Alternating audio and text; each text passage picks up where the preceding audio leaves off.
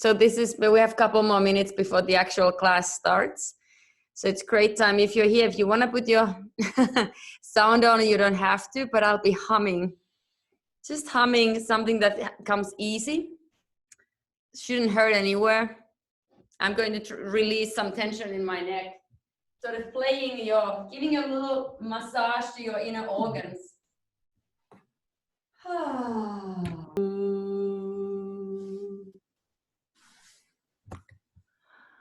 Keep humming a little bit more.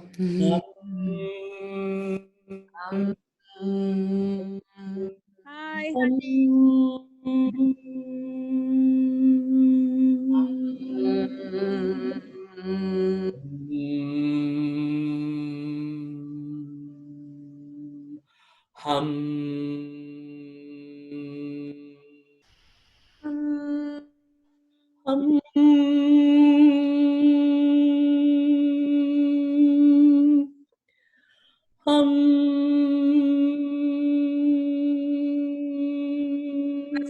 If anybody thinks what we're doing. Hi, hi,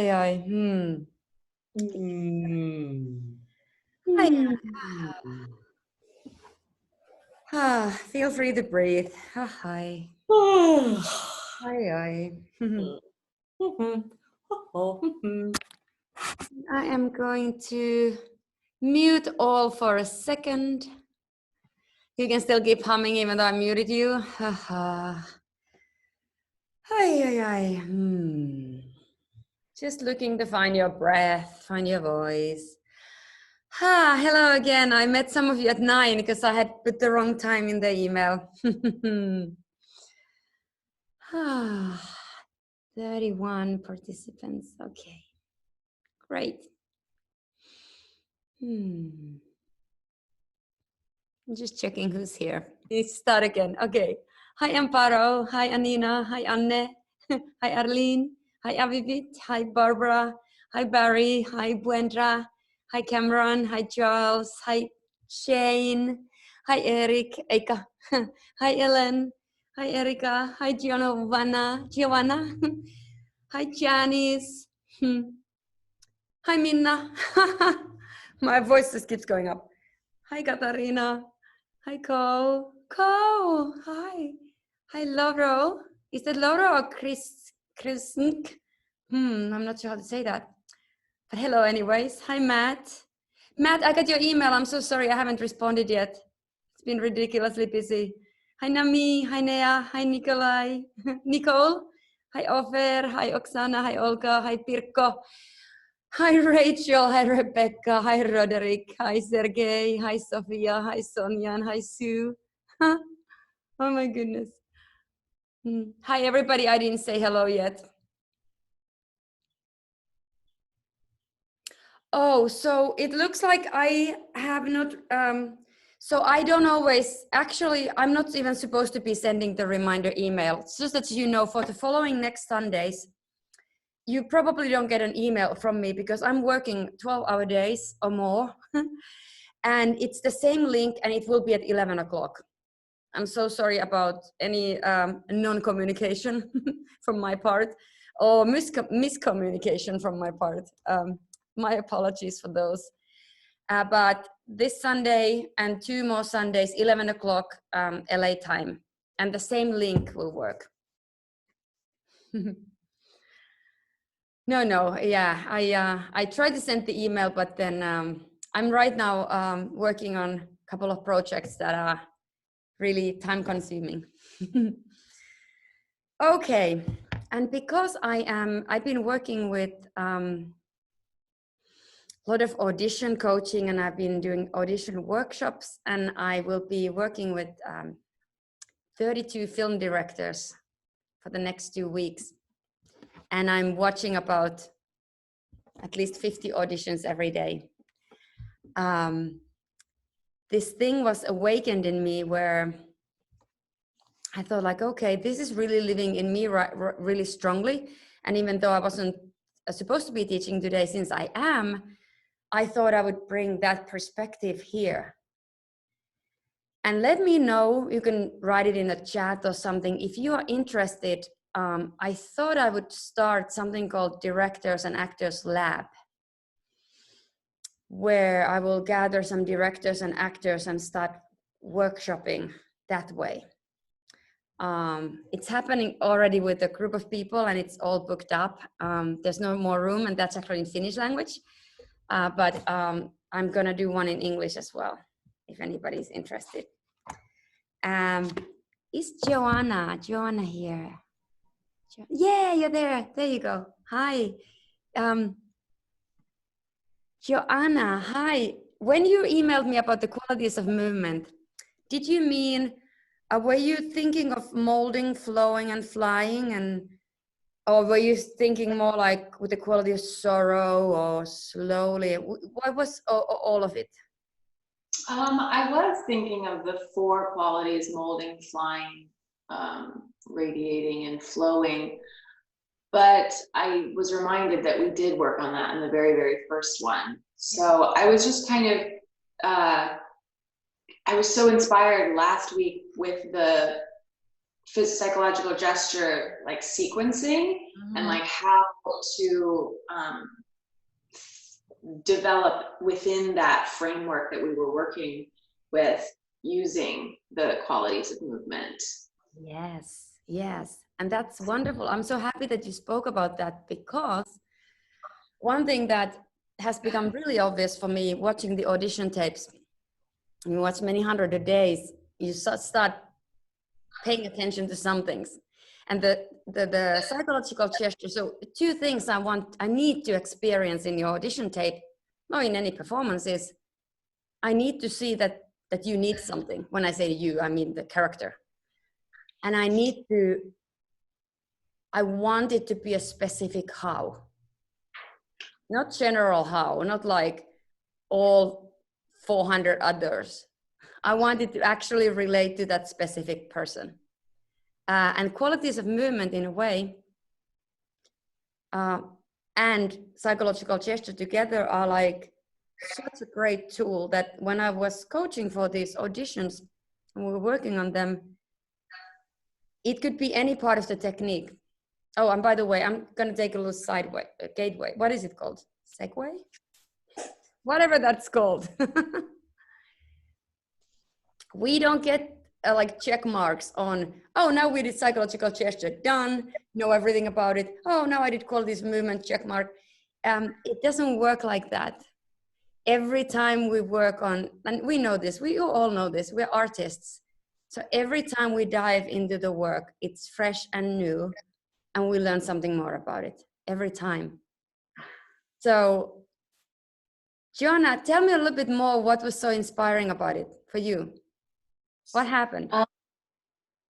Well, a lot of us were there, everybody I think was there last week. I think as I do comedy and creating one-woman shows, and it was just such a cool way to create a canvas of ideas without having to know what story you're actually telling, just starting with the psychological gesture, beginning and ending. And I just found it to be like a really cool way to elevate the imaginative creator and kind of allow for that creator to create, and you're just kind of the tool that they're using. You are like in the heart of the Chekhov technique right now. Yeah, I was like it was amazing. These sessions have been so potent. Great, beautiful. And the reason I'm asking from Joanna is that, like, some weeks ago, I emailed her and said, "Oh, I'd like to spotlight you as an actor." Like, I had this thought that I would like pick somebody to work on the technique and then everybody could try the same thing. So, because I think it will be helpful to do that way. Let me, before we contact you, Joanna, anything else you want to say? No, that's it. Okay. So I had this thought that could we take those qualities even into, so those are the 4 qualities of movement. Can we take it to the qualities of like moving with a certain quality?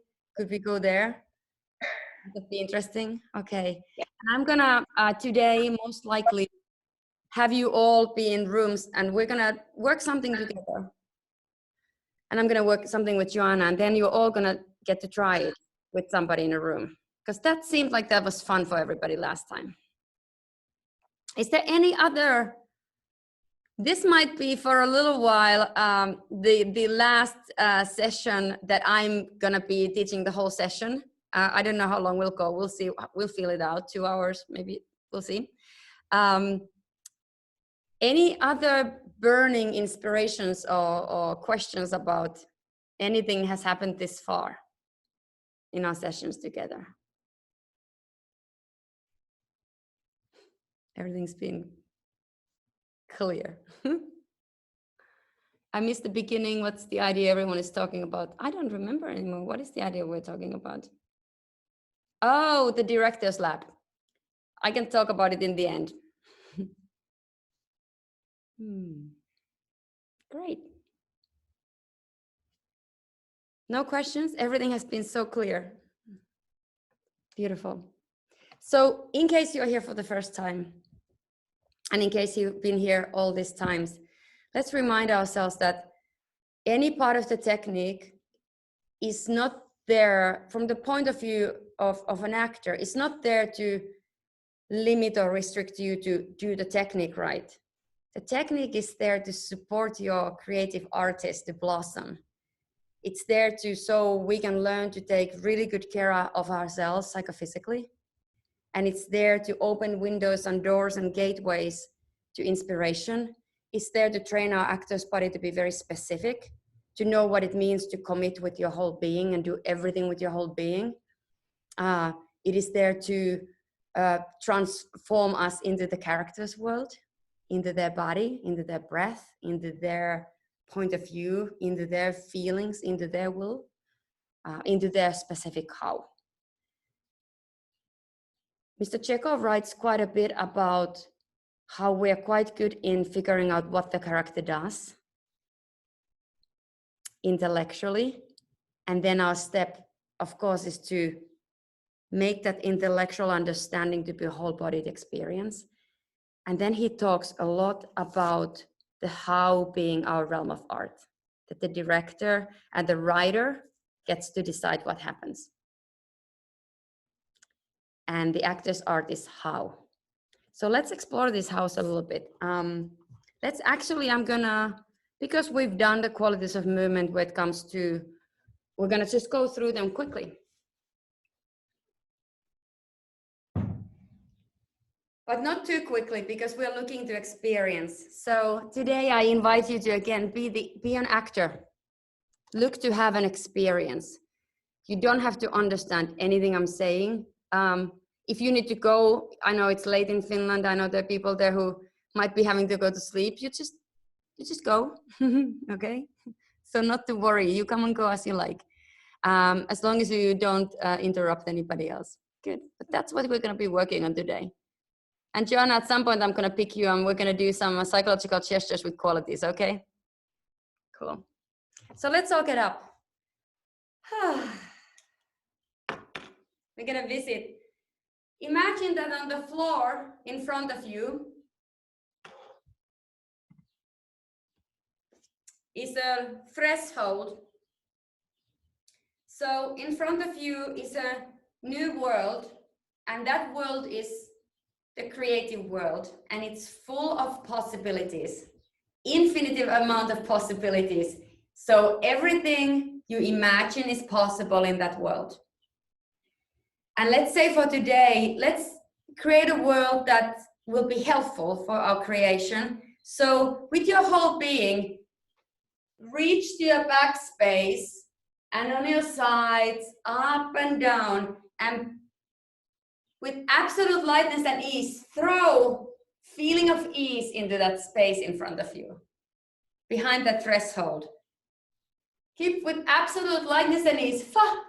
Engage your whole body and throw in ease. You can say it. Feeling of ease. Throw it in there. Fa. Or you can use fa. You can use any sound. Ba. Ra. Fa. Fa. Fa. Do some quick ones. Just do them with ease. Throw a feeling of ease. Good. And let's throw some feeling of form. Form. So it's a place where you can easily take any form, create any form. Any form that you want can happen in that space in front of you. And let's take and throw feeling of beauty. Whatever that means for you. Feeling of beauty. Just paint the whole space beautiful. Like if you were going to step in the realm of beauty. And while you do this, be aware that feeling of ease and feeling of form, in a way, create feeling of beauty in art. So in the space in front of you, you have this land, this realm of possibility, creativity. And then let's throw in feeling of the whole, entirety. The beginning, middle, and end of this class session together. So hold space to this entirety of this class in front of us right now. We have filled it with ease. We have filled it with form. We have filled it with beauty. And now let's hold space, in a way, sustain from your energetic being, sustain till the end of the class. Imagine the very end. So you already know it will happen. And there it is. And we have a lot of room to create in that space. Then let's throw in some safety. Safety to live dangerously in that space. And anything else you'd like to have in your creative space. I don't know, yellow rubber ducks or bunny rabbits, or if you want something excitement, possibilities, unknown surprises that are amazing. Whatever you want to throw in there, let's throw inspiration. And if you don't want to throw, try different ways of throwing. Have them all be easy. You could have little tiny throws. Thank you for breathing. Inhale ease and inspiration. Let it permeate your whole being. And let's put absolute easy, put on a big super actor helmet on. It's like a space helmet, but it's really flexible, easy to live with. Put on a whole body suit, like of light radiating. So you become with this, you have this body that radiates, illuminates, gives light. And then cross the threshold into this workspace. Actually, you can go in or you can put one hand in and feel how much ease and form and beauty and entirety is there. Allow some inspiration land on your hand. Inhale, inspiration through the palm of the hand. Allow it to come all the way to the center of your chest. All the way to the bottom of your belly. All the way. Put in the other hand. Inhale, inspiration and ease. And then step with one feet. Inhale through that feet and leg all the way to your pelvic center. Then one more leg in. And then you are there. And then gather inspiration and with ease expand it everywhere. And then stretch this workspace to be in the whole room that you're in. Allow it to become a little bit larger. So let's radiate golden light. Or maybe it could be somebody emailed me about how they were creating this rose gold light. Whatever kind of light you want to, that's comfortable. I love that rose gold. Paint the ceiling. Paint the walls. Paint the floor. Allow some sound to come with it. Good. How easy could it be? And start reminding that your arms could be 15 times longer. And what if your arms start from this center? So your arms don't start from the joint, but they start, let me make it bigger. So your arms would start here in the center, go all the way there, and your legs will start from the same center. If they're 15 times longer, how easy expansions could you do? In the space.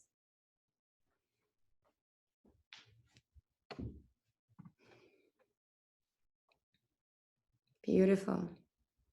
And just enjoying your ability for a feeling of ease, lightness and ease. Enjoy your ability for form.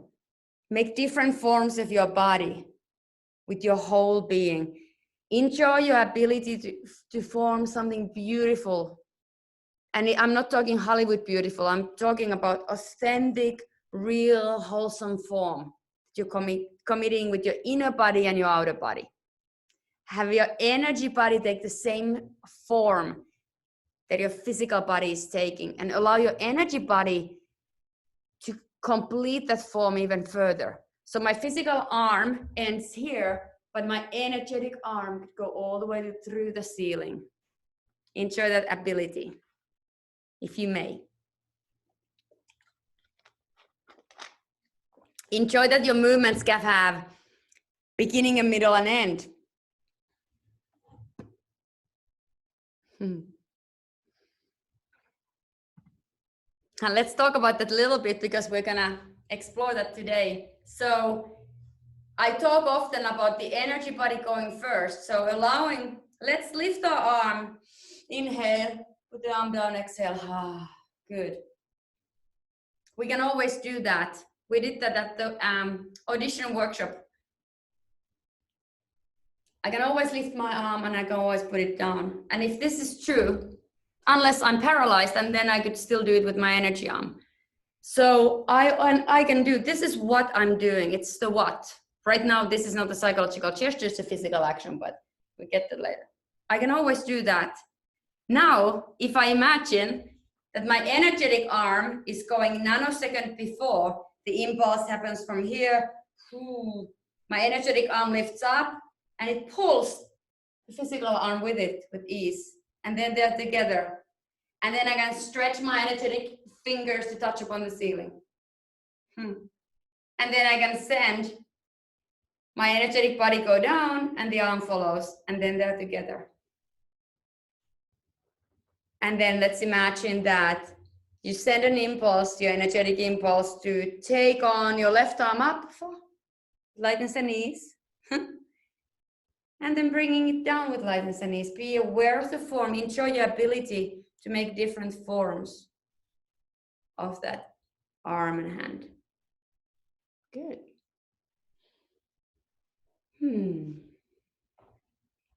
Let's go then with one leg to the center of the earth. I'm going to tilt that a little bit. There we go. One leg goes down energetically. Good. And the other leg goes down energetically. Beautiful.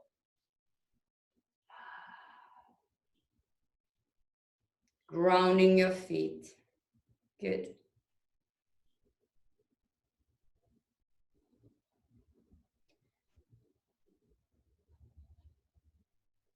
And we're going to visit the qualities of movement. Now that you have your grounded feet on the floor, this time, let's start imagining that you are a little seaweed now on the bottom of the ocean. So you have those roots, but the roots become very small down at the bottom of the ocean, and water is surrounding you and water is filling you.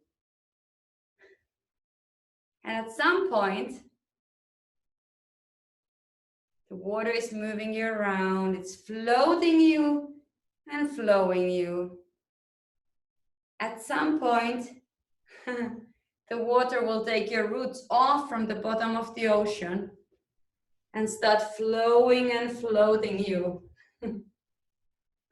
in the space. You cannot do this wrong. Enjoy your ability to be floated upon, supported. Another way of thinking about it, you're supported by the water. I'm gonna come see a little bit, good. Flowing and floating. Floating means something is supporting you, you're floating. And maybe the current of the water takes you and flows you a little bit, swirls you up or down. No work involved, just enjoy being done too.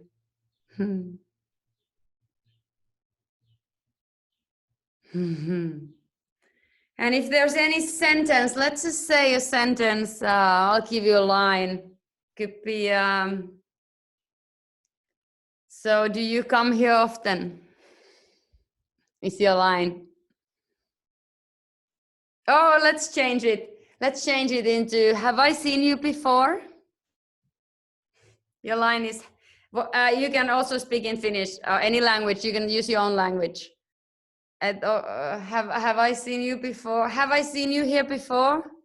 I've seen you before. Or any sentence, if something else comes up for you, you can use. Use the same sentence for all the qualities of movement we're going to do. Good. Now I'd like you to come closer to your camera and keep floating and flowing inwardly and outwardly. Try to veil it and look into your camera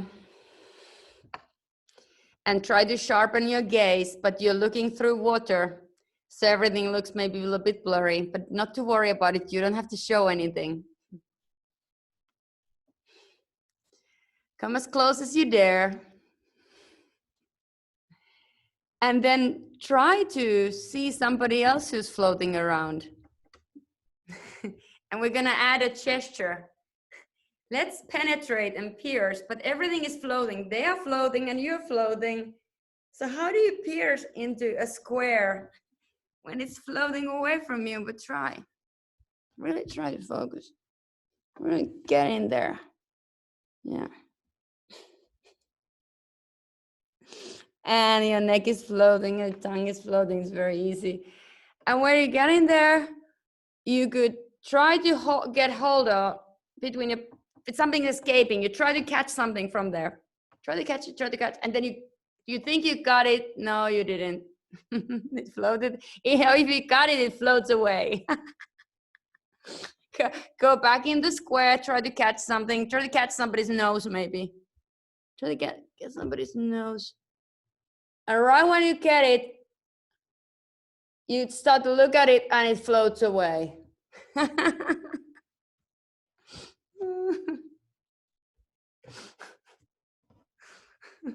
Good. If you have if you have water bottle, you can take a sip of water.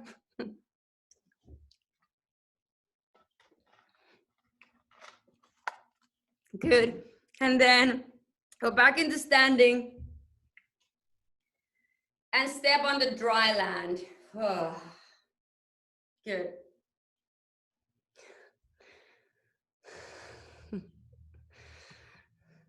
Joanna, where are you? I'm going to try to find you.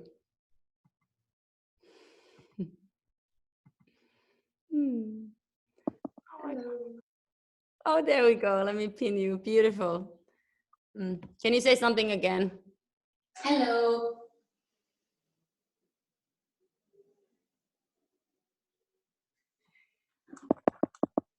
I can't hear you, Margarita. You're muted.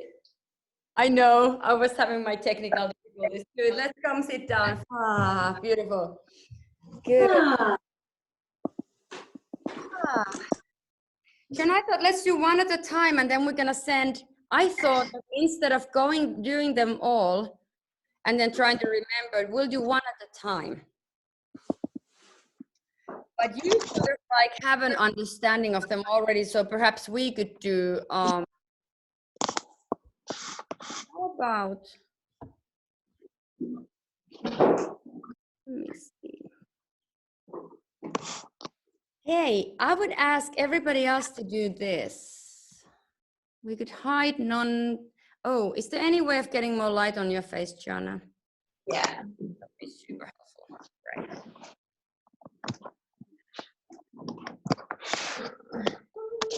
So I suggest everybody pin Joanna and then hide your own video. And that way we can do this work. And I promise everybody gets to go in the rooms to do the same stuff. Yeah. Sorry. There are 4 gestures. And I was thinking like, it's kind of like a quadruple decker sandwich. Mm-hmm. Like each there was like another piece of bread, like a different kind of bread. And then the quality of movements were like the lettuce and the tofu and the like, you know, the different things in between that to thicken it up. So yeah, I was just thinking like psychological gesture and then change the quality of movement to go into the next psychological gesture. Ah, so instead of doing the same gesture and changing quality of movement in the middle, doing the different gesture with the different quality. Right, like, so I had the psychological gesture, yeah, psychological gesture with the quality of movement of this, and then you know that your next psychological gesture is that, but in order to get to that, use this quality of movement to like take you to the next scene. Yes, okay, got it. Will you lead us there? Will you lead that a little bit? Yeah, I would love to. Try that. Yes. And I just started recording again because I forgot to record that. Yeah. So how about I have these 4 psychological gestures, and I can lead those and like explain what's happening, and maybe you can, when I'm finished with like that gesture, you can throw in a quality of movement that you feel, and then that can take me to the next gesture. Yeah. Okay. Ooh, fun. This is so cool. Thank you. Okay. All right. So the first one, I don't know if you can, I'm just looking at you. Can you see me okay? I can. There's a little bit shadow on the other eye. Like I wouldn't mind if you're a little bit closer or more towards the window. I wouldn't mind that. So it doesn't matter the lighting. Beautiful. Great. Both eyes. Very good. Okay, so the first is let's just I want to say one thing though. You can't do wrong. There's no pressure of this becoming anything. We're exploring, and I miss working with you, so we're just exploring something together. Yeah. Thanks. Okay, so my first gesture was opening from my heart gently with the quality of awe. So it's like, and everybody, you can do this with her if you want.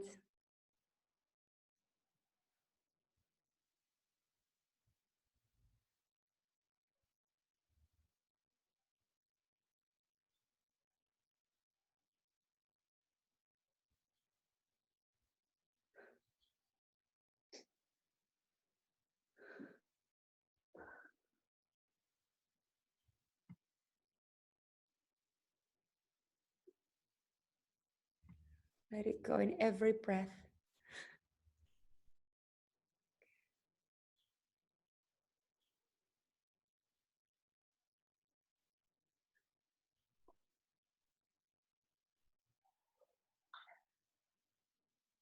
Beautiful. I can't help myself. I'm so much of a director.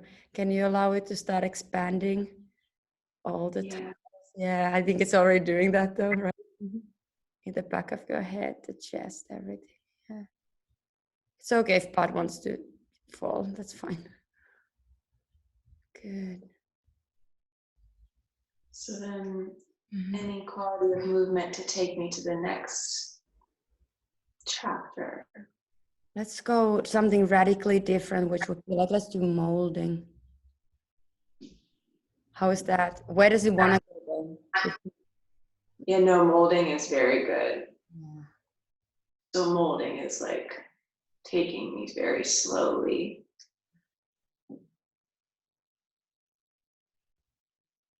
And what is And the then gesture? mold myself to this molding from the center, and it's drawing you towards me.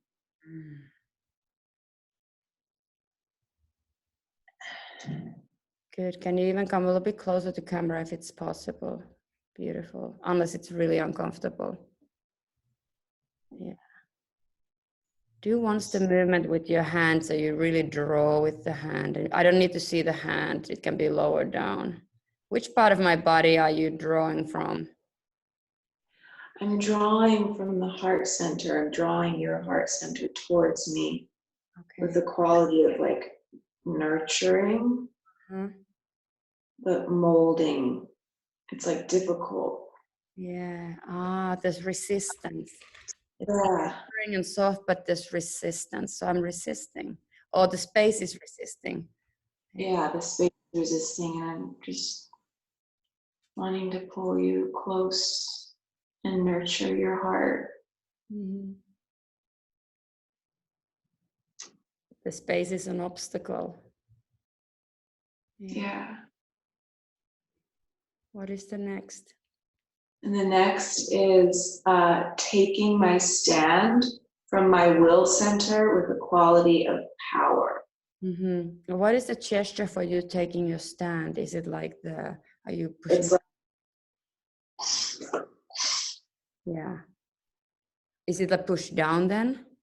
it's a push down with both legs and arms, and then like a stance of power. Yeah, and then sustaining. So often it helps to feel it. The palms of the hands are like sustaining it, keeping it down, right? Is that part of it or no? Yeah, definitely. People do, follow up. Yeah. So I guess how would you go from this molding, drawing you to me, and then to use the quality to get from here to there? Because I start thinking like a director immediately now. If I was editing a movie, if it's a theater play, between changing from one gesture to another, what will happen is you receiving me doing something or you receiving something. So usually we only transition after receiving either new impulse or information, right? Exactly. Yeah. Yeah. So there has to be a moment of like, why? Because if something is working, or let's put it this way, if you are doing something towards me and it's working for you, all you need to do is keep doing that and you're getting what you want. And then, then if we're in that place, something else will happen and you either lose what you wanted or you don't want it anymore, right? So there's always that moment of receiving in there between somewhere. Yeah, and that goes exactly with like my comment that I gave last class of being like I want to be receiving as well. Like I can't just be doing. I have to receive in order to transition.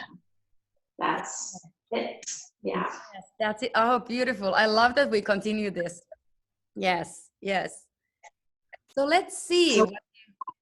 What would you do in that moment if I'm drawing your heart towards me nurturingly, but it's difficult? The space is making it difficult.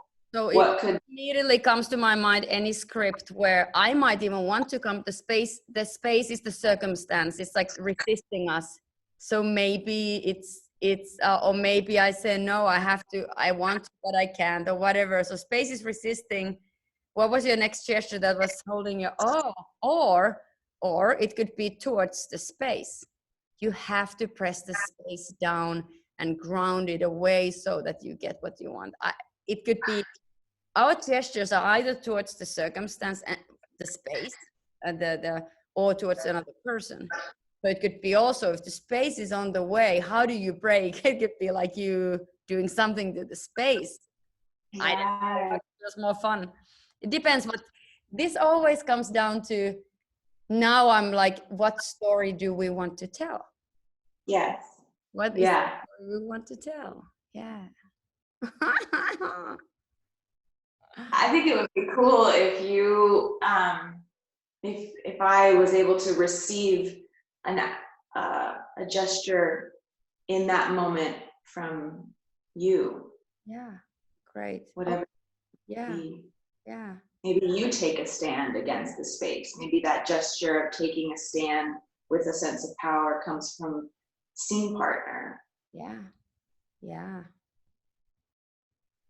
It's really interesting. I just had this image of something being in my backspace that is coming towards us, that we have to like together fight against or something. This was the image that came to me. Now because we're working on this realm, like you're looking this way, it looks like you're looking behind me or something. So it's like, what's there? And then it's so easy, guys. Everybody, it's very easy to get lost in this fun because it's so much fun. The ending What is gesture. Yeah. The ending gesture is from the thought center, penetrating sparkly firecrackers from your headspace. Like that's the end. It's kind of like just like the gesture was really quickly out of the head, and like it almost brought like, I don't know if you remember from last week, we were doing from the headspace. Yes, yes. Strong sparks of penetration out in every direction. Beautiful. Should we go through that trip and journey? But with the acknowledgement that we are in rehearsal, which totally means that anything could happen. So, and I also know that you're like on a spotlight, which means like, I know you dare so greatly. So that since it's a class, while you're in it, if it's possible for you to articulate every now and then also what is your experience, where you're going, where it wants to go, for a learning experience. So this is by no means a performance. It's like, and Mr. Chekhov talks about divided consciousness, where the part of us knows that we've been observed, part of us is observing, and so we'll see. But this is a little time, and I might throw something in there. Let's see. Okay. I love it. Okay. Yeah. So just from a feeling of ease.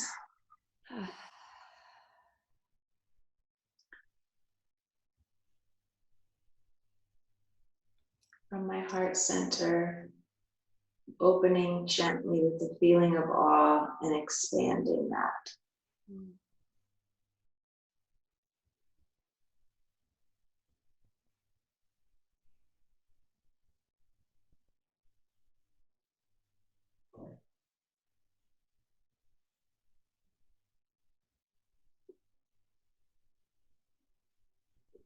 And when you lift your gaze, it will increase, whether it's an image or a fellow player. It increases in tempo.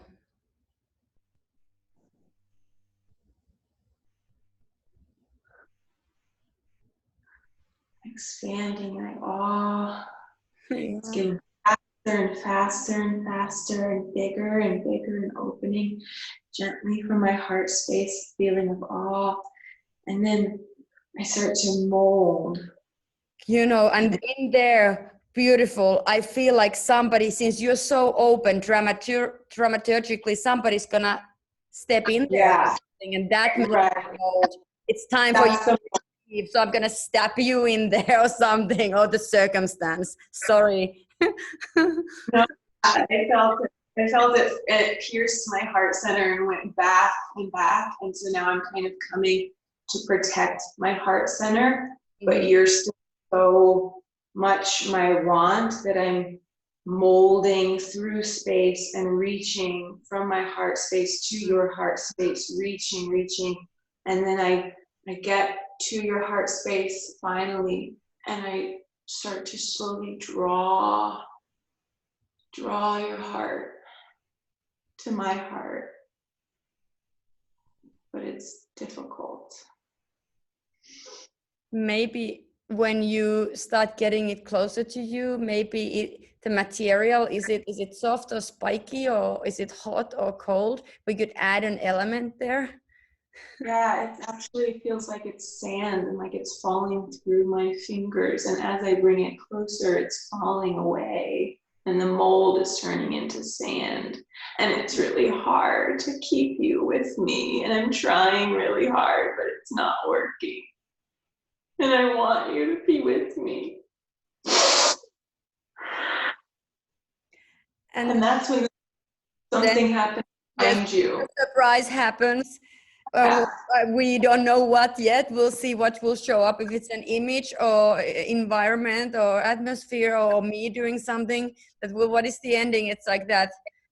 Well, first you take your stand against the space. Ah, yeah, that's true. Yeah, go. So we take our stand against the space. We go to our will center. We push down and we take our stand powerfully. Mm-hmm. End the psychological gesture powerfully, and you're determined, and we feel that, and we allow that. Mm. And push down with our will center and expand our will center. Can you also grow? Can you grow like big teeth, like they're like I don't know, like somehow like it's almost like we went into supernatural right now. It's so beautiful. Yeah, powerfully strong fang. Mm-hmm. And then the ending is our head space penetrating out, strong spikes of like penetrating, like strong sparkly spikes in every direction of our head space. How does it look like? Is it also like, is there light? Yeah, it's light. It's sparkling. It's like a firecracker. Yeah. Penetrating out. What's the tempo? Very fast. Yeah. Extremely fast. Is that the tempo of the breath, or is the breath slow or fast? I think the breath is slow. The breath is slow, but that thing. Yeah. So it's kind of like. Can we have from that being done to one more gesture? Yes, please. Do a gesture towards your backspace. I don't know what that means, but let's see what happens.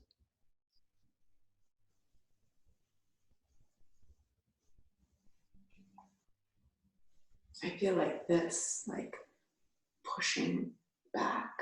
Mm-hmm. Space. Good. Can you take the whole space from in front of you and push it all back? Use still the space. It's like, you know, if two, like, what would it look like from taking everything and moving it to your backspace. And you can move forward while everything else moves back.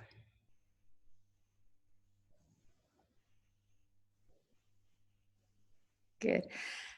What a trip. Okay, it's all come. Let's talk a little bit. Okay. That was fun. Thank you. Amazing. Thank you. Always so much fun to work with you. Oh, I want to start writing a movie already. One thing that I love about any of the work is that immediately, like, story starts happening. Like, I wanted to go and write a story right now. Just want to talk to you a little bit more, and then we can have other people. It might be confusing to watch, especially if you haven't done a lot of Chekhov technique. It's like, well, those two were just crazy. But well, we'll see. Thank you. You're such a beautiful. Your instrument is so free. It's such a delight to have, because you're on your impulse, and you know, and you're very brave. It's so fun. It's such an amazing technique, because I know, especially with that actor's agreement in the beginning, I know we can explore things that might have a, you know, if you were to journal about them and get very heady about what it is you're doing to the other person, it could bring up a lot.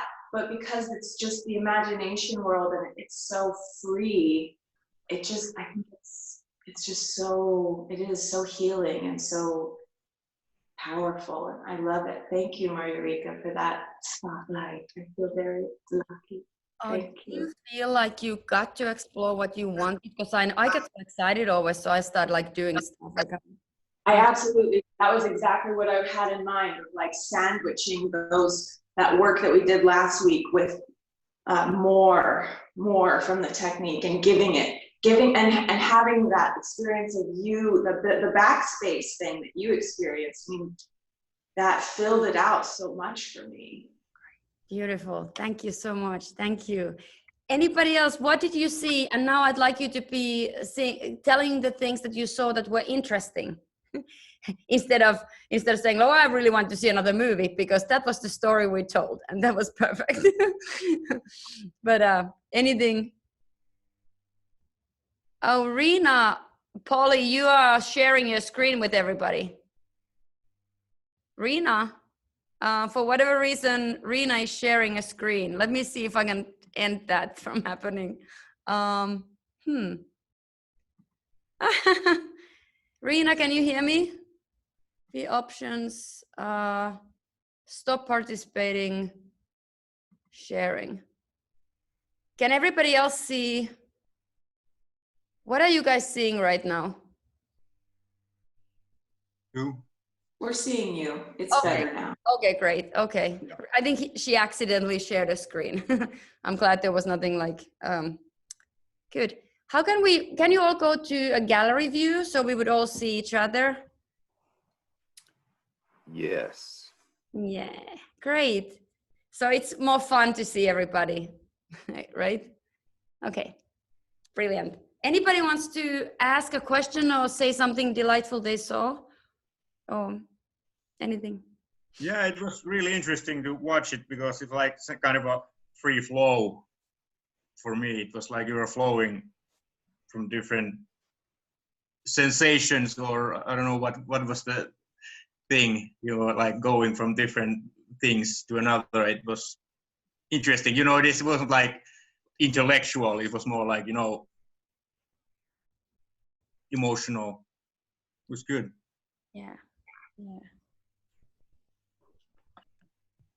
What I find fascinating is applying different kind of physical elements to the energy and the emotion and giving it texture and kind of making something that's otherwise kind of nebulous and giving it some sort of tangible feeling to it. Mm-hmm. Like talking about molding and sand and sparks and, you know, adding those elements to those feelings really kind of makes it, I think, more real, even though it's in your imagination, and feeling that realness through the emotion. I think it's really important. Yeah. It becomes very specific when there's enough elements to give Mr. Chekhov would call it the leading sensation. So the actor is aware in a way whether they are receiving specifically and what sensation that brings upon. And yeah, good. Anybody else? I wanted to ask Joanna,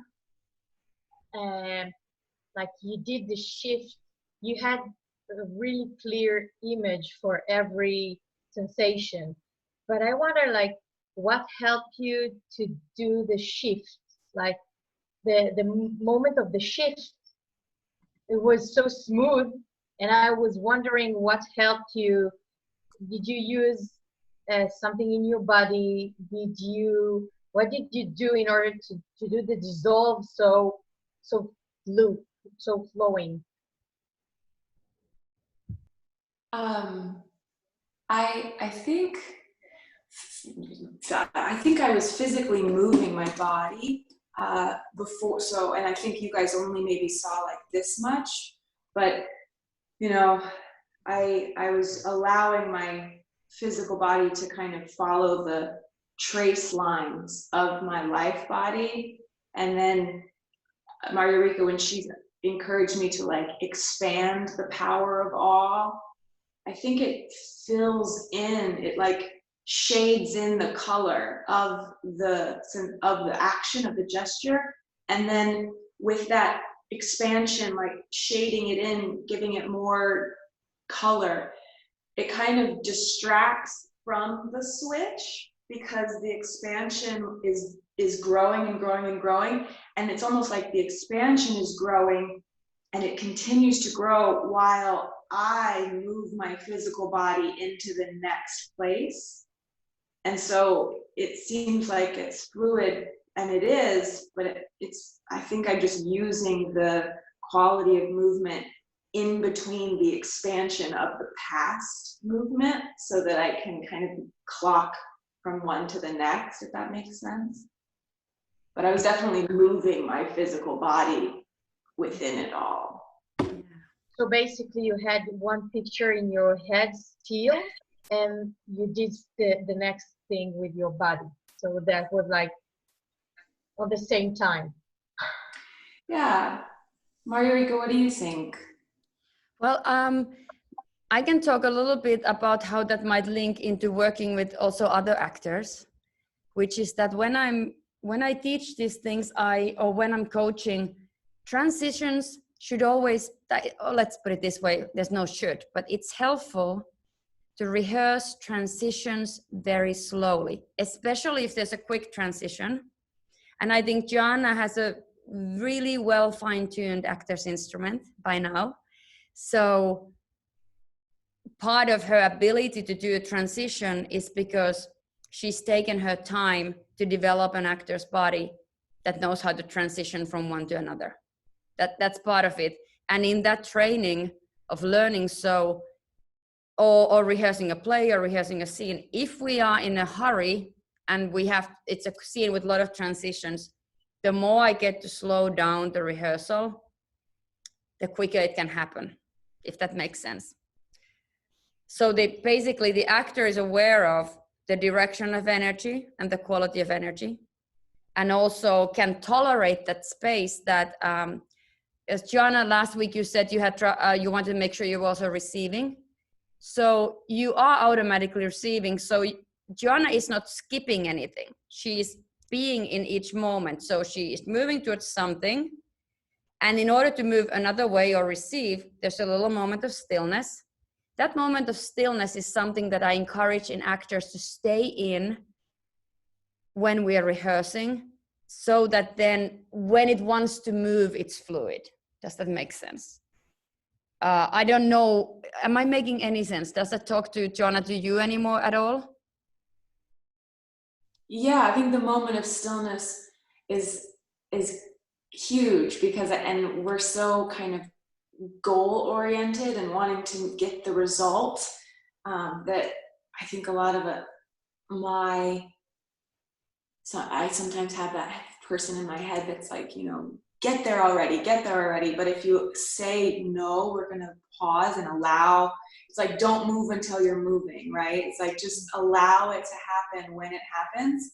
And it's usually just the right speed that it's supposed to be. And I think I really appreciated the moment when you told my expansion of awe to increase in tempo when I looked up, because it's like, I'm already there, I'm already expanding in awe, so I can speed it up when I'm told to.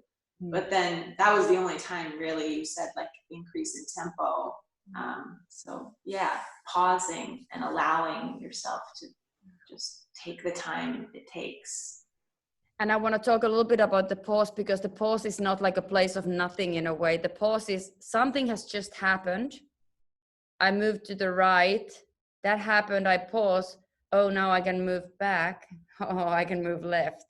So pause means something just happened or something's just about to happen. So it's a very active pause. In acting, we don't have dead pauses. We have active pauses where I wait actively what impulse wants to happen, or I wait actively what I'm receiving or what I'm about to do next. Did I answer your question, Avivit? Did we? Okay. Right. Yeah, thank you very much. And it's just to understand, for every actor, that pause or in the journey of what he's working with, it will be different.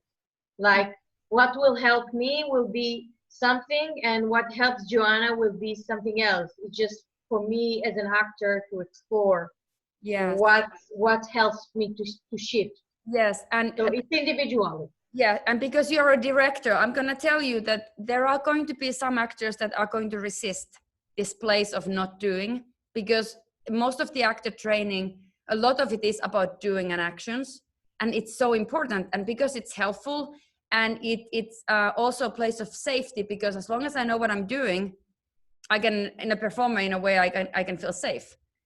However, at least half of performing is receiving and being done to.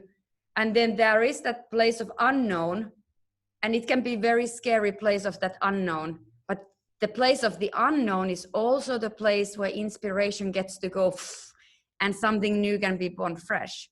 So it's our favorite place. And it's in a way, if the environment is allowing and there is no judgment, we find this place easier as actors. If there's a lot of pressure and we perceive judgment, it's harder to trust that. So I know that you as a director are very gentle, but you also, you have a specific mission that you want. But if you can nurture that place, and there's going to be usually at least one actor who doesn't want to go to that place because it's very vulnerable place. Because when an actor is in this place and somebody goes like, boring, then that place just wants to go further and further away. That's the place where acting blocks are born, because something amazingly surprising is about to be born and somebody goes like, don't like that. That's when we get blocked. And it was a question of 3 seconds usually. I'm not talking about you, Avivid, anymore. I'm talking about the sort of the energetic work of creating. This is just one way of talking about it, of course. Anybody else? Beautiful work, Joanna. You have a lot of chat. Thank you, Joanna. It was beautiful. What happens in Zoom where there is no scene partner to give? So we have to imagine the impulse. How can we be spontaneous if we have to create the impulse we get?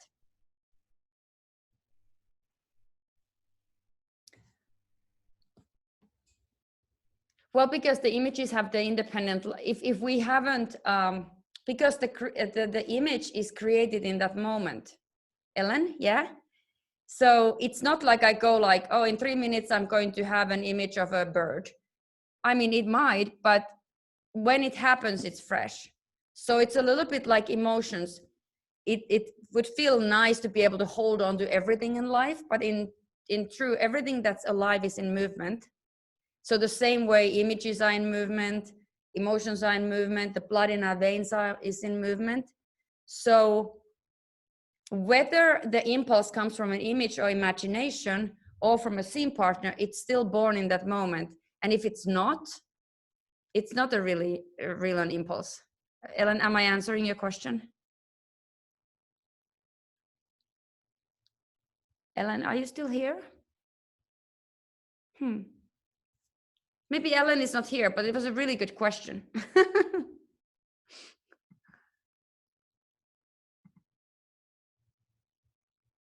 I wonder if Ellen went. Okay, I'll call her. Anybody else want to say anything? Or you all want to go in rooms and try this? Yeah, I remember in Chekhov's book, I guess he says that in moment of pause is like the biggest radiation, if I remember correctly. It's like when you're moving outwardly most, then there is the least amount of radiation, but when you are in a pause, then you have the radiation is like the strongest, if I remember right. This is where the audience gets to really see it, when we're outwardly still and inwardly in the place of just arriving or just about to do that, like suspense in a way. Yeah. Are there images or words that are part of the energy that is moving you emotionally? Oh, wait a second. Are there images or words that are part of the energy that is moving emotionally? For instance, expansion of awe. It's not an abstract, it's an image combined with words, or just image or just words. Oh, this is for you, I think, Joanna, this question. Can you see Barbara's question?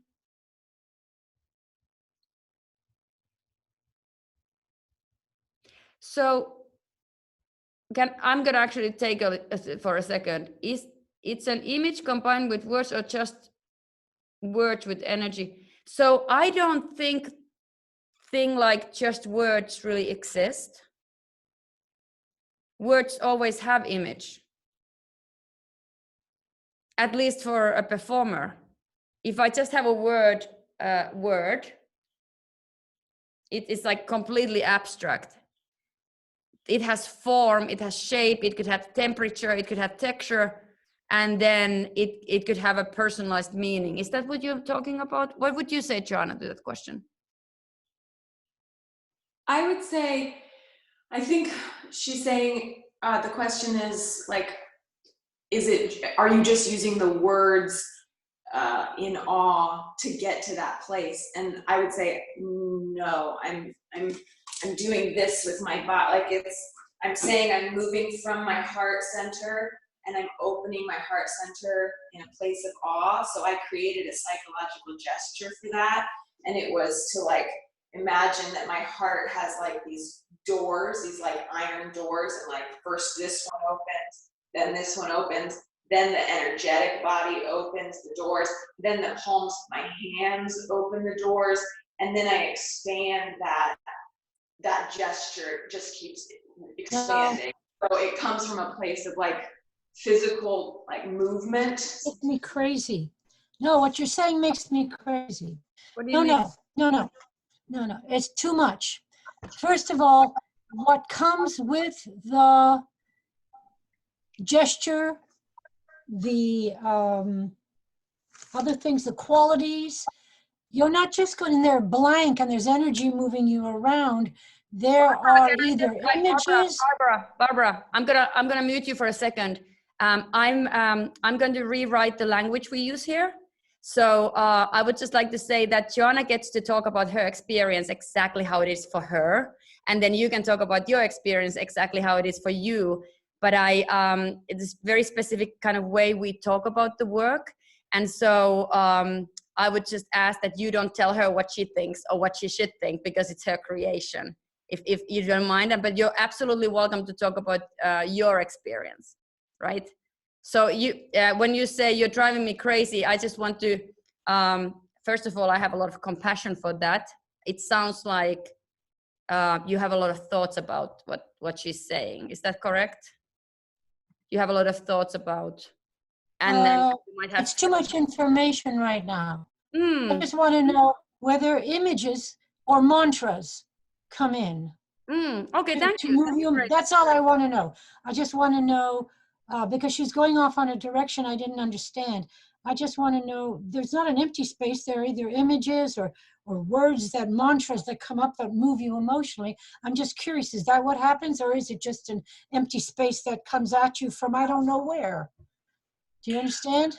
Yeah, I do. For me, it's not words or mantras. It is more of coming from an empty place that I don't understand. It's more just using the psychological gesture that I come up with, and then being in that empty space of allowing, and then just moving forward from that place. Okay. Just, I don't understand what that empty space is then. To me, that's always a world of some sort, you know. Yeah, I think it might be a question of talking about the same thing differently. That's what it sounds like for me. Okay, thank you. That's how it sounds like for me. And I guess that's the beauty of this, that depending where we are, what images we have, I'd say, I'm sure you have that place of when inspiration hits you, but because Barbara, you teach acting and you have your language to talk about it, maybe we continue this discussion at some point about what is that place for you when you don't know yet, but you're like smelling it, or like something is, you're like waiting for image to happen, or like you're searching. Right. So, right. or it, I don't know if you, how would you describe the space of, I'm gonna give up on, and I'm gonna just, when I say give up, I don't mean that the character ever gives up. I understand what you're saying. Like It just hits me. It just comes at me. Whatever comes at me, but it comes at me. Either words come at me, mantras come at me, images move fluidly from one to another. They combine in very weird ways, but there are images. Yeah. Not nothing. So I was just curious. Yeah. And you're right, it's language. Thank you. Thank you. I don't want to take up more Barbara. room. Yeah. Anybody else? Thank you, John. Many times over the last weeks in non-Chekhov acting sessions, I've had the sense of acting before a mirror. Awful. This is from Joseph, right? Joseph Peter, right? We're watching you two and following John's gestures for myself, allowing something in me to do. I'm reading a chat window. Allowing something in me to do what she was describing gave me a sensation of human contact for the first time. And the conversation America's kindness have helped me see the how. We can still share an atmosphere and gesture. Thank you. Oh, thank you. Does everybody see the chat window? I'm gonna go up. Thank you so much. I think that's Peter. It's Pete Joseph. I think it's Peter. Yeah. When we go to the practice rooms, could you please break down in details what we should do on both sides? Yes. Because I'm not gonna have you do what we did with Joanna. We're like jamming. I guess that's what happened with me and Joanna. We were jamming like musicians. We were just jamming. I'm gonna look at the chat window. You mentioned rehearsing transition slowly first. If you need to get to an emotional place faster, how do you build up a faster transition from rehearsing slowly first? So Mr. Chekhov's answer or help for emotional place, first of all, would be very much linked to the qualities of movement. So any emotion that with the director says, here I want you to have this emotion. For us to turn that into Chekhov language would be, the director most likely wants me to have a quality of movement colored by sorrow, or wants me to have a quality of movement that's heavy and slow. So one way of thinking about emotions is that emotions are sensations that are running in our body or slashing through the body or arising in the emotions are something that happen to us. We don't happen to them, but we can evoke them and invite them.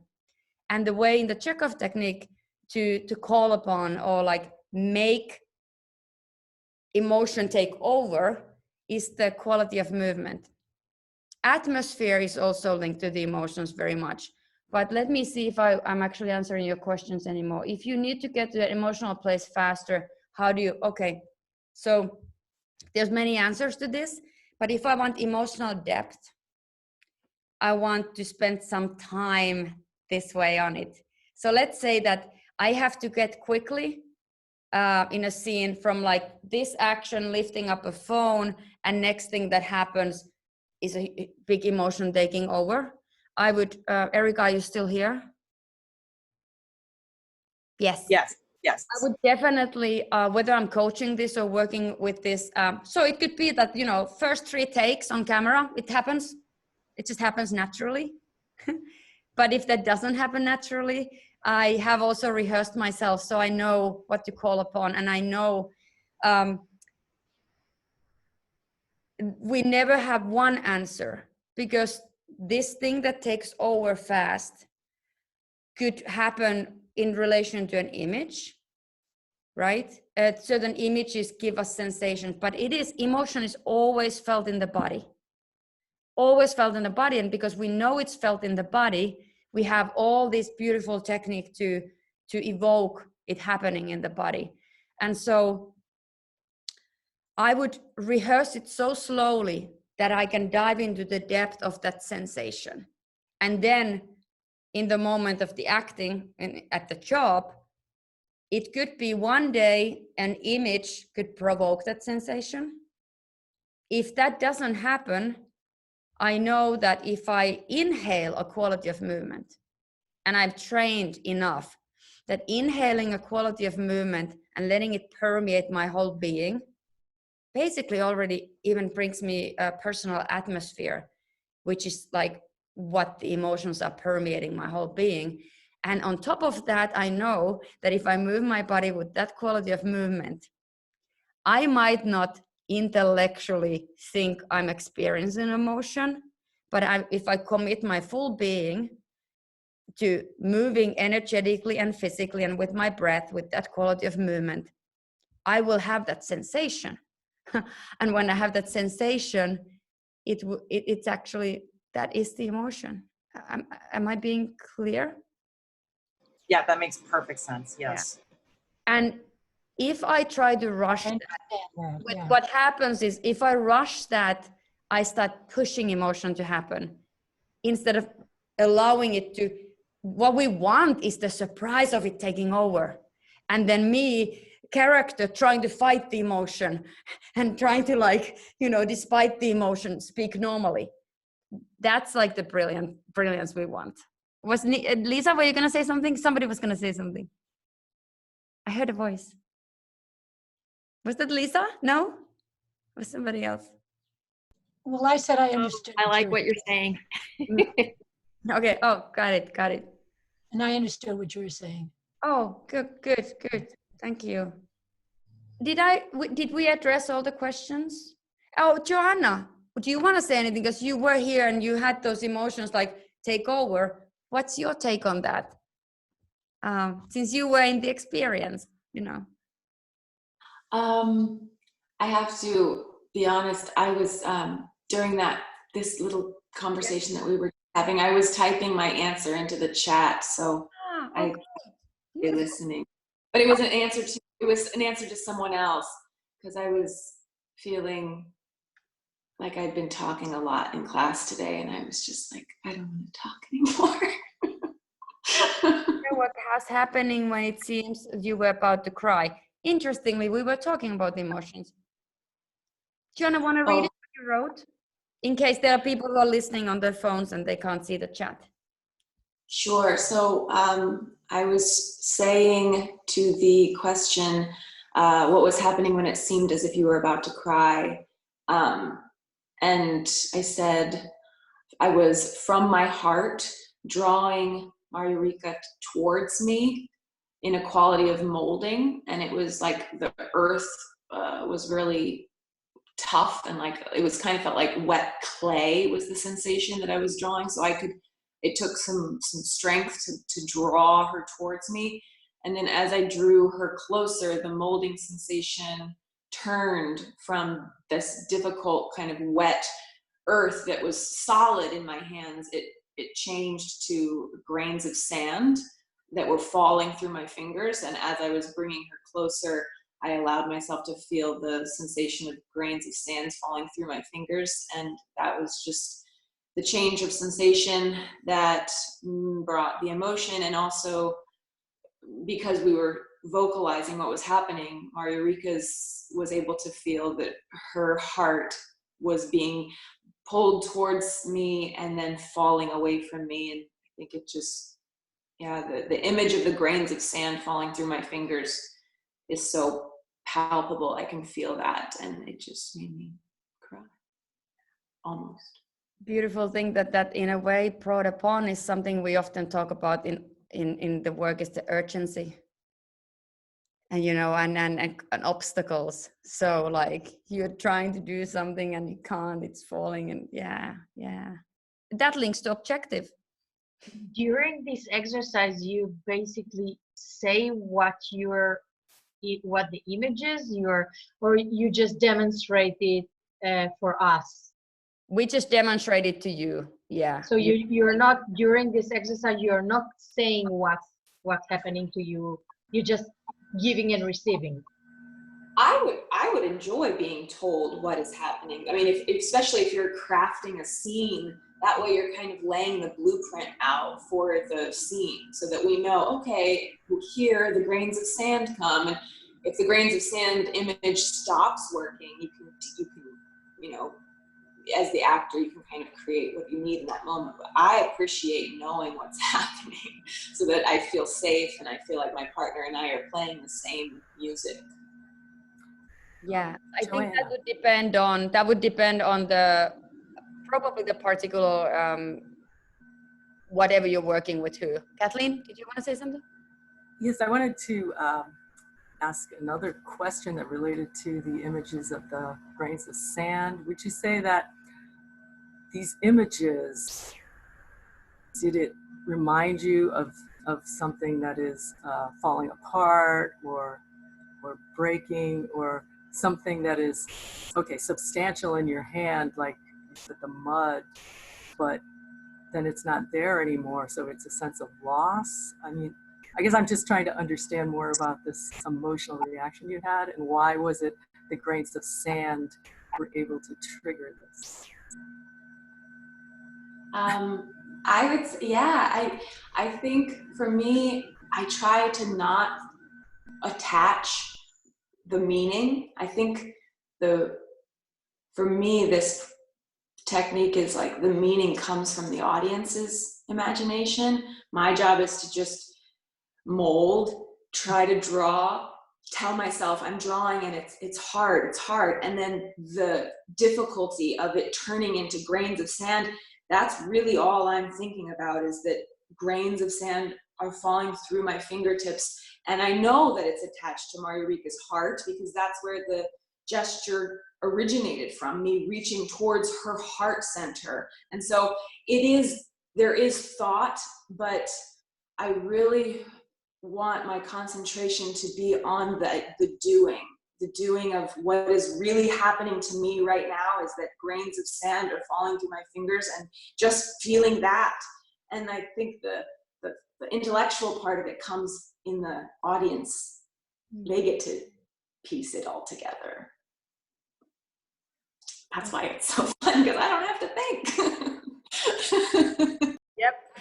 I would like to share a comment to reinforce what Joanna was just saying, and because and to remind everyone, when you're working with such powerful imagery, that when you go to do it again, that image is a living thing. So you're never recalling those grains of sand, for example. You are each time living in that present doing that Joanna was talking about. And because these images have such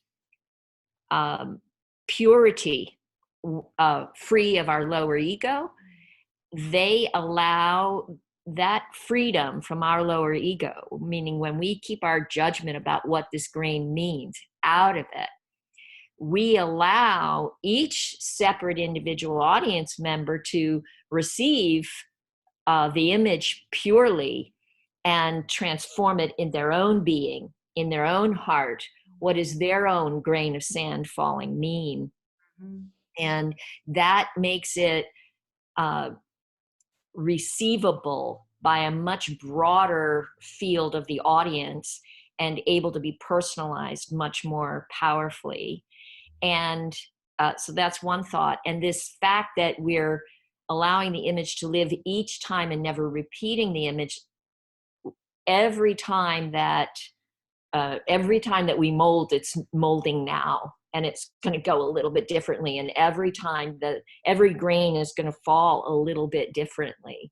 And so it's always going to have a certain kind of consistency, and yet an absolute in the moment spontaneity, because it's this time and a very live, active doing. Yes, thank you. Mm-hmm. Also, Liz, I love your background picture. It's amazing. It's amazing. Thank you. Thank you so much. Anybody else we have some time to talk, and we're gonna have a little break, and then we're gonna do something in the rooms. I'm gonna figure out what we're gonna do, because my first plan was like, oh, we're gonna do this thing with John, and then I'm not gonna have anybody try what we did in the room. You're gonna create something yourself. But also, Lisa, you're here. Do you wanna, and I know, we only have two, are you inspired to work on something today, Lisa? Well, for those who don't know, yes. Yes. Hi, everyone. I'm a Chekhov master Chekhov teacher, and I'd love to share something, but I feel like I'm not quite. I don't know whether you worked on Three Sisters at all. That might be something to that Amazing. feels like Oh, and it's, you know what? Lisa, could you introduce Three Sisters and then they can do those in the rooms? I think that would yeah, be a little tiny concise thing, but let's have a break and then that. Would that be great? That would be amazing. yeah, that'd be great. Okay. Okay, Three Yay. Sisters. Anybody else, if you want to say something, say it now and then we're going to go have a break.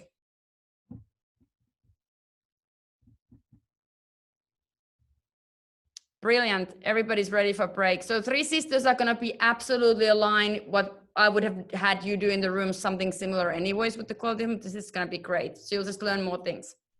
Just one more thing came to my mind.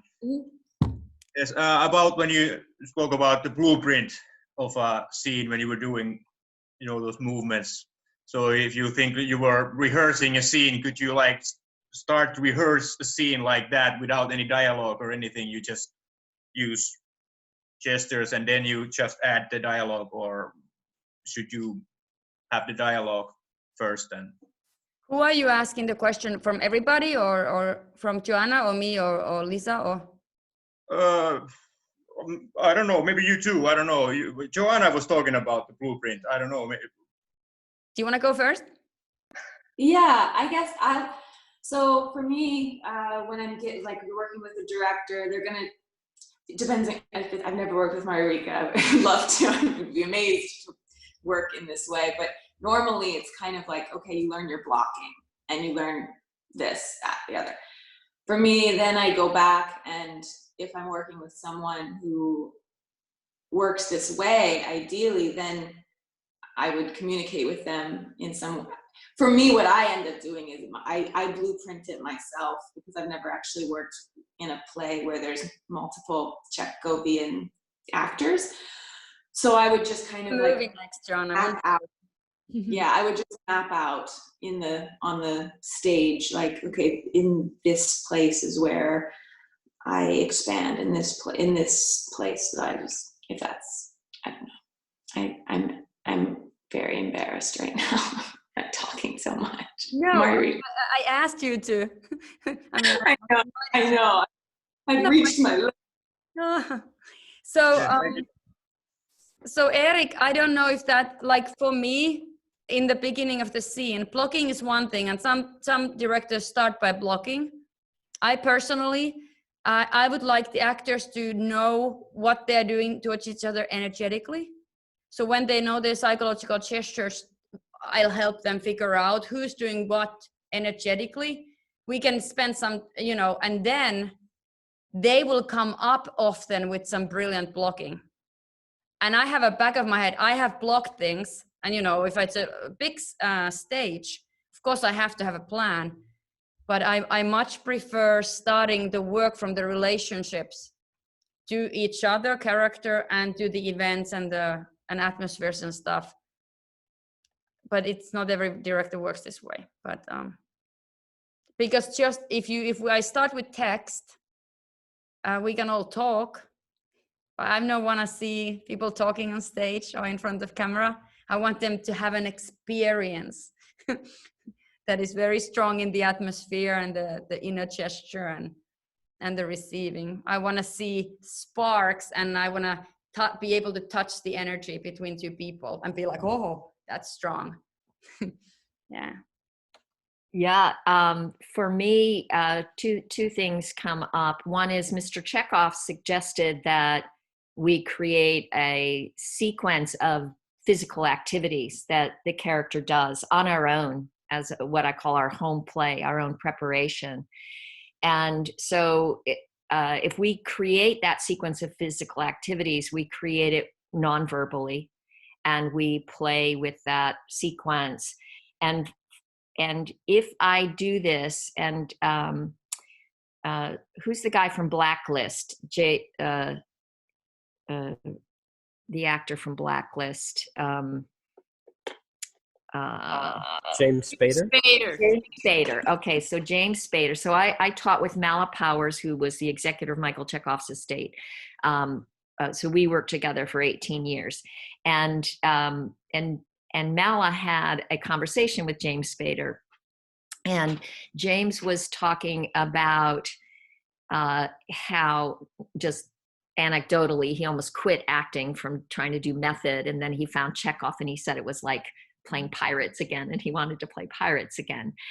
What he said he does is he does all his home rehearsal practice working with different techniques of the Chekhov technique. And then when he comes to the set, he's completely prepared to offer to the director who says, show me what you want to do.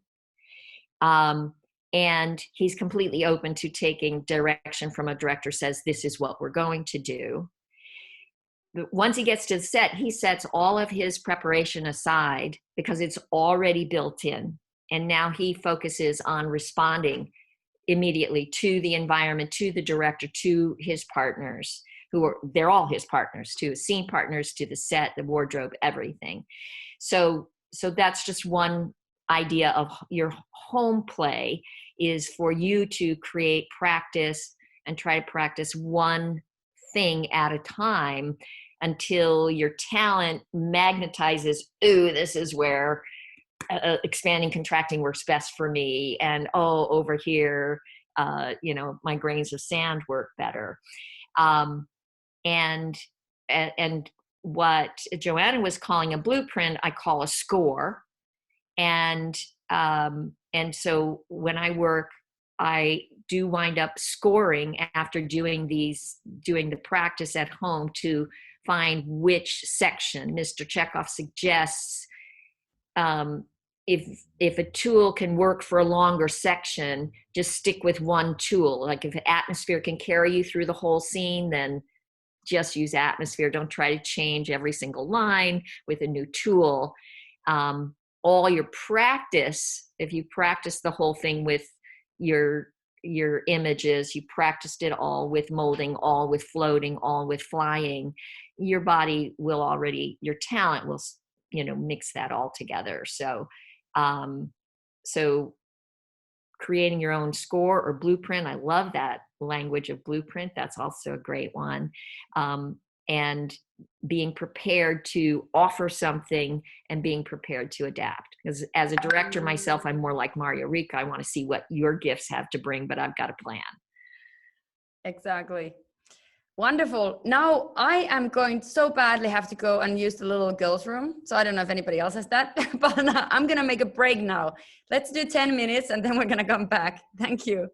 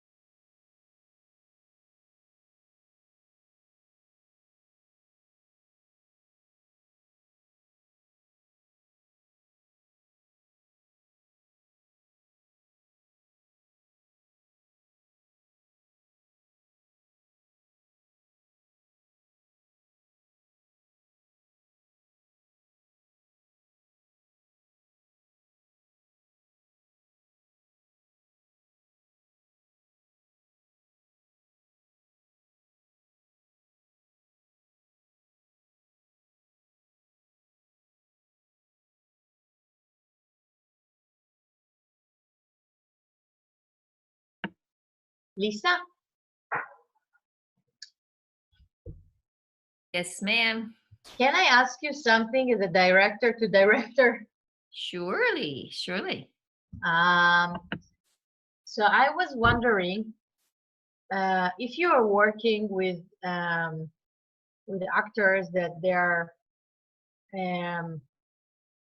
are not working with the technique, and you want to apply something from the technique on like to help them, like if you see them stuck in something and they want the director always to have answers, and sometimes as a director I want to ask questions.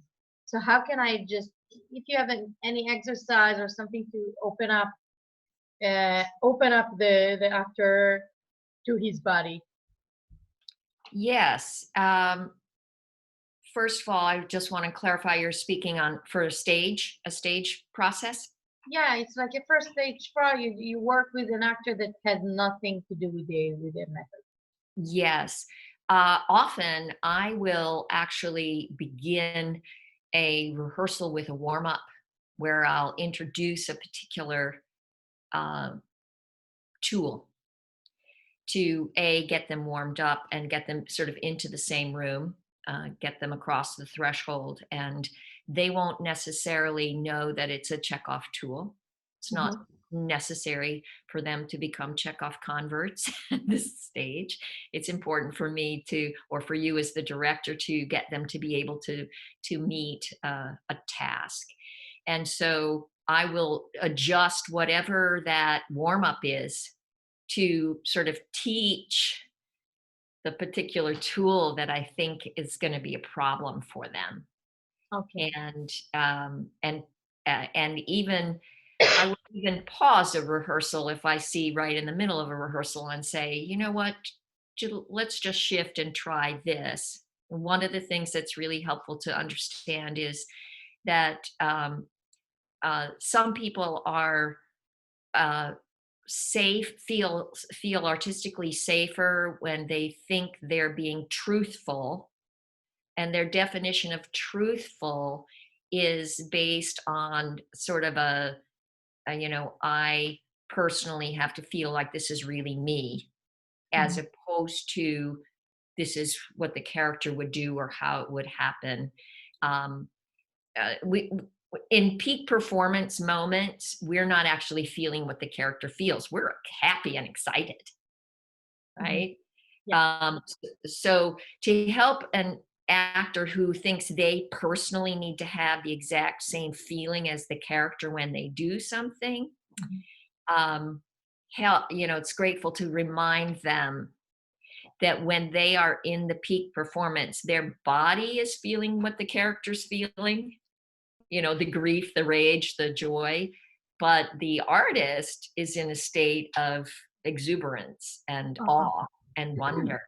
So just getting, so if you have what I call a reality-based actor, to appreciate that they don't need to feel the character's feelings, right? It's what we just talked about with Joanna. Like, she doesn't have to actually feel the horror and of the pain, etc. She just needs to have the image. It's the audience who needs to have the feeling.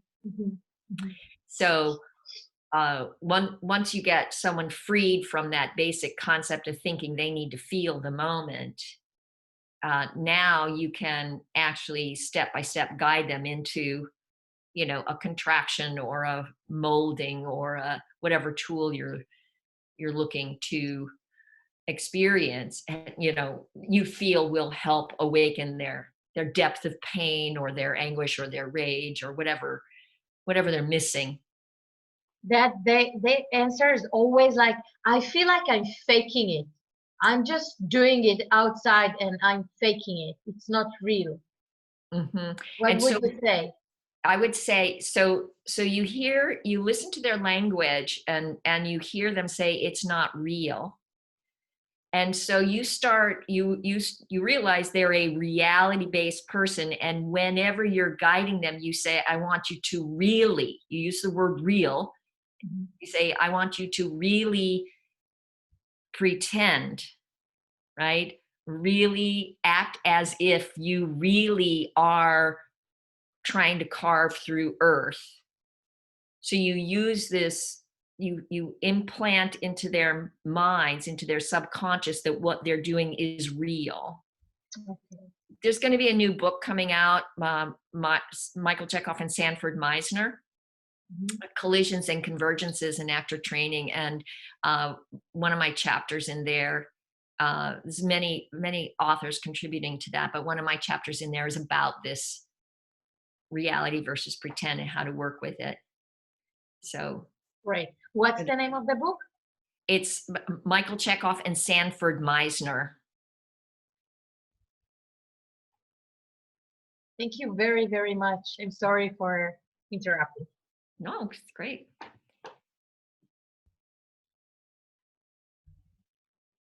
You're muted, my dear Mariurika.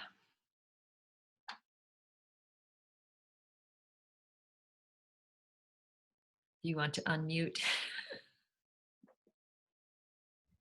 You just saw my mouth moving, right? That was so funny. I went on for a long time. Thank you, Lisa. I could talk about that a lot. We can maybe once we'll have wine on Zoom and talk about directing actors that are trained in Chekhov technique and those who want to work in different way. Would love that. Would love that. Wine with you, it will be great. Yes. Okay, good. Lisa, would you like to introduce the Three Sister Sensations? Absolutely. Happy to do so. So I actually changed clothes for you guys so I could put on this t-shirt, which is from 1994, the International Chekhov Conference in England that Sarah Kane produced, and I was on the organizing body of that. And that is very special because it is when this concept of the Three Sisters was introduced to the world and given its name. And so it's a concept that Mr. Chekhov was working on, in the process of working with, when he passed away in 1955. And it was something he was discussing with one of his proteges, a man named Jack Colvin. And Jack Colvin, if anyone ever saw The Incredible Hulk, Jack Colvin was the guy who chased the Hulk, the reporter Jack McGee, and in many other movies as well. So Jack and I worked very closely together for 6 years. He mentored me closely and he taught me these. And together we brought them to the England conference and did a performance with them and then shared what the tools were. So that's how these Three Sisters came into the canon of the Chekhov work, and they're very, very useful. So they are a concept of relating to the universal principles of the laws of gravity and levity. It has to do with the state of equilibrium in the human being. So very much like the four qualities of movement, molding, flowing, flying, radiating, are the four elements of earth, water, air, and light. So that's a universal concept. And so this is also a universal concept, which means it's objective, which means there's no attached emotional quality to it. However, when you do it, that emotional quality then can be awakened. So the law of gravity is the law that affects us more than any other physical law. As physical human beings, we are subject to the gravitational pull. When we go into certain chambers where we are free of the gravitational pull, we have a sense of almost, being like an astronaut, being weightless, a sense of weightlessness. So I invite anyone who wants to actually literally get up on your feet, which I'm going to do. However, if you don't want to get up on your feet, I suggest that you use your whole energetic being to experience right from where you're seated or lying down or however you'd like to play with it. So as I'm up, the first thing I invite you to do is just stand for a moment and feel yourself centered with a nice inhale and exhale, just allowing yourself, maybe your hips to fall parallel underneath your ankles, to fall parallel under your hips and not real close together. And just feel that sense of solid balance. And if we allow our arms to float up and form this sense of the horizontal plane, and then we have this uprightness and this verticalness. And in this position, we feel very balanced. And if we can feel this, aside from maybe if we're tired or something like that, it might feel a little heavy, but otherwise we might feel quite balanced. And if we ask ourselves how much conflict there is in this position, we could say, not very much. So artistically, it's not a very exciting position to be in. This state of perfect balance is usually the end of the story or the very beginning of the story, until something happens to knock us off balance. And when we get knocked off balance, we're in a much more interesting condition, position, form, shape, excitement, tension, etc. So as a relation to this, we have our law of triplicity with a law of threes, which says that things come in threes, and our relationship to this law of balance, as we're going to use it, comes in threes. There's three of these sisters that are connected to each other. The first is, we're going to look at, is if we allow ourselves to yield to the gravitational pull. Yielding, and you can say this to yourselves out loud, yielding, I'm giving to the pull. And allow yourself, we call this falling, and it's active, it's ing, falling, and I'm falling into the earth. And as I fall, I also want to imagine it's not just a physical fall, but my verbal, vocal breath falls. As the breath is falling also, and it can not only fall down, but it also could fall up. My arm could fall up. So allow an arm to fall up. Allow your body to fall up. And then let it fall to the side. And let that breath fall. And allow yourself just a few, like count 1, 2, 3, 4, 5, 6, 7, fall up, fall side, fall. And then we could say this right now is unveiled, is fully physicalized, abstract falling. And now if we just allow ourselves to fall upright into almost that balanced position, but imagine we're still falling. In the energy body is still falling, our etheric force is still falling, our ki, our chi, our prana falling through. And if you imagine a heart, your hand can fall up to your heart, let it fall up to your heart. And let your breath and yet your crest, your chest fall with that breath. Let it fall. And imagine you can walk or move to a chair, let hand fall on a chair. Let it fall to maybe a pen or an object, and let that object fall up, and just let it fall to the ground, and release that, and allow yourself to come back to ideal balance. Reflect for a moment what was awakened for me in the falling state. And just think about these things. What was awakened? Maybe lethargy, maybe grief, maybe exhaustion, maybe relief, maybe tiredness, maybe, I don't know, take your hand for a moment and let it fall up above you and let that arm fall in love.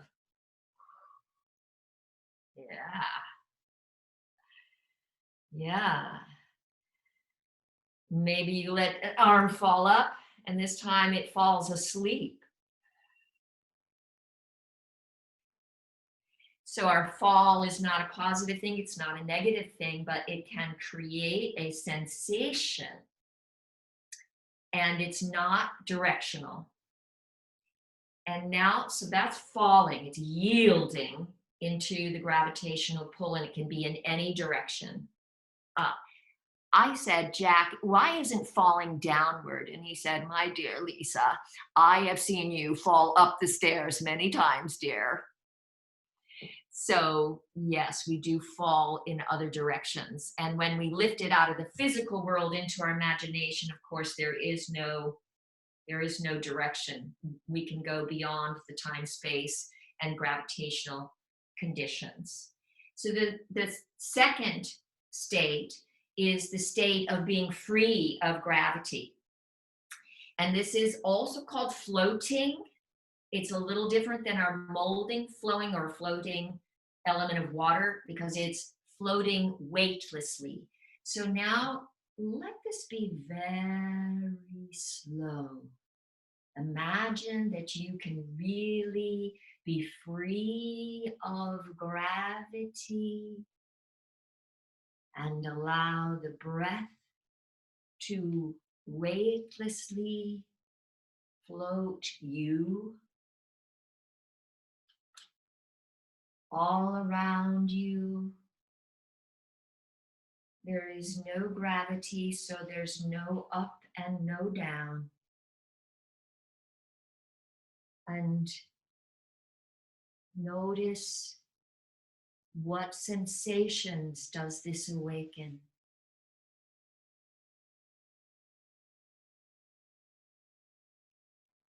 How does this affect then when you begin to veil it and you simply walk as if there's no gravity? Pick up that object again. Speak, count to 10, and let the sound float weightlessly.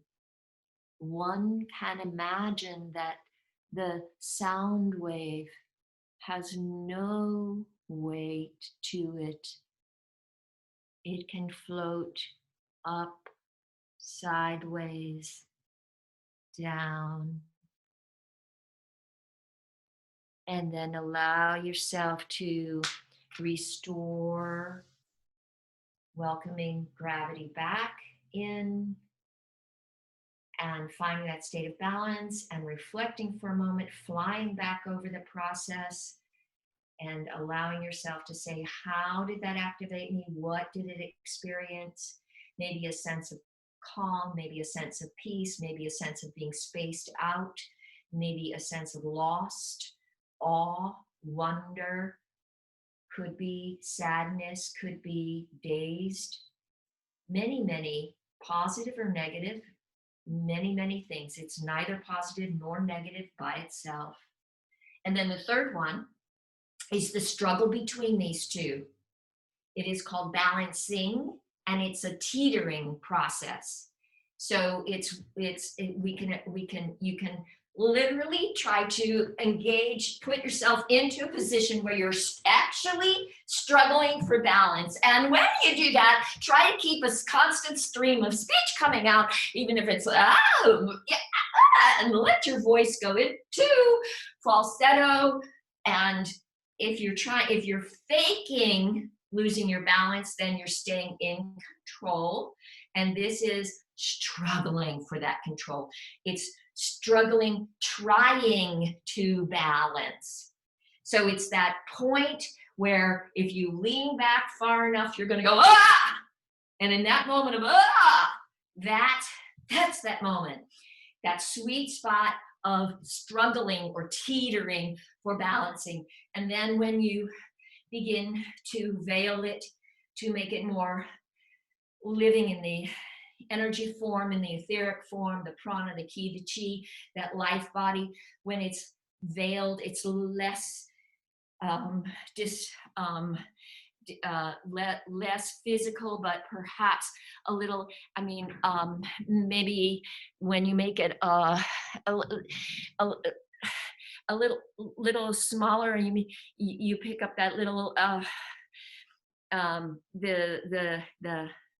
there you go. Can you see it? Can you feel it?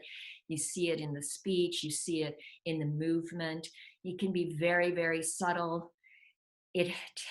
Balancing tends to have a very contracted core on which the scales teeter between being lifted away, floating away, drifting ungrounded, or collapsing into the pull of gravity. So I'm going to move into a close-up now, and just we'll go into our breakout rooms.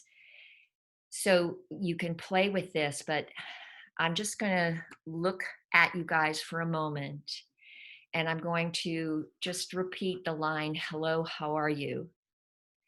And what I'm actually doing is I'm looking to create just an image down here in my chest, very subtle movement down here, only here in my chest, but I'm going to try and get close enough where you can't see that. Okay. So I'm just going to come here. Okay. Yeah.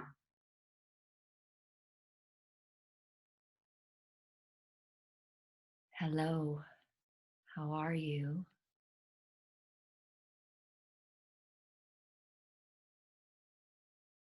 Hello, how are you?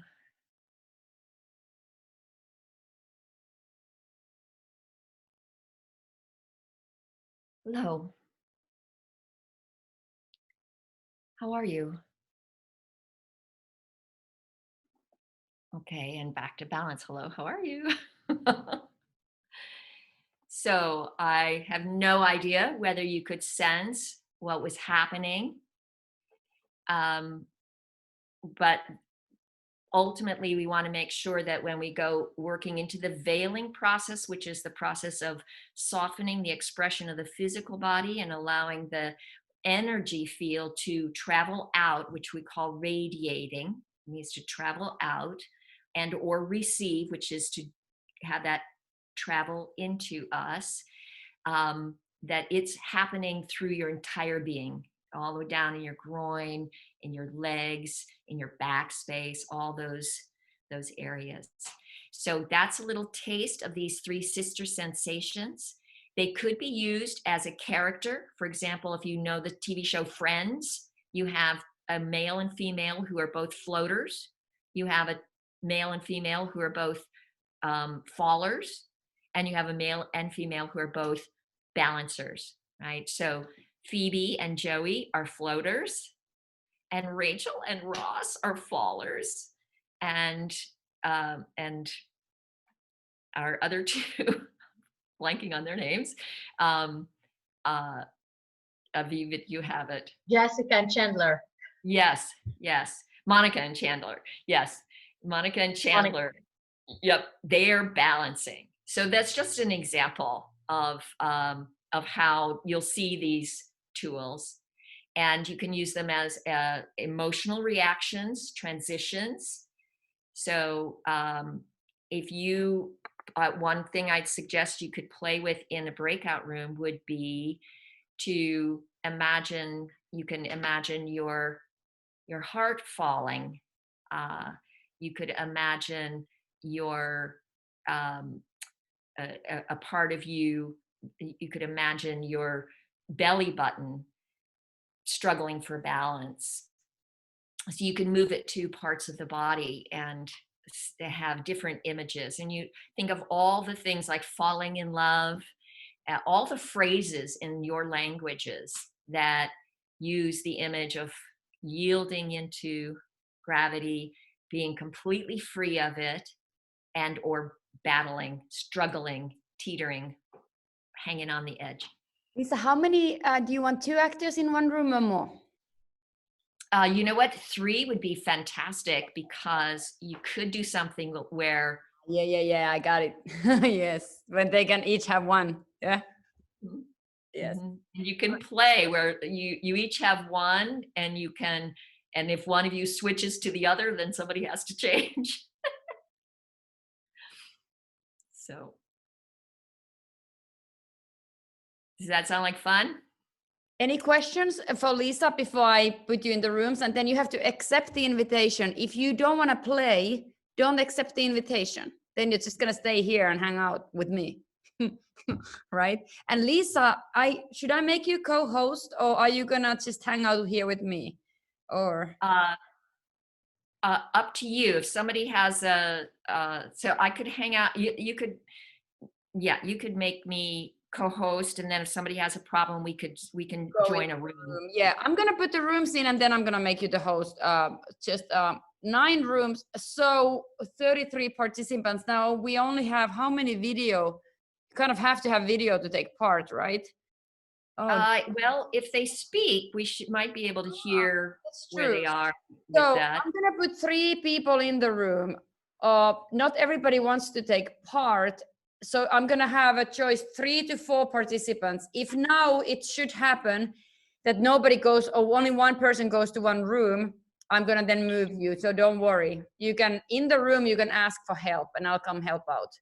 If you don't want to go in room, don't accept the invitation. If you want to work and go into the room, you have to accept the invitation. Yeah? Okay. 9 rooms. Here we go. Oh. Oops, wait a second. Oops. Anina, do you want to go in the room? I don't know if she will. I don't know if her voice works. Anina? Okay, I'm gonna try. All right.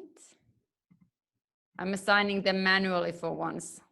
Barry, are you going to work? Yes. Okay, great. All right. You should have had an invitation, I hope.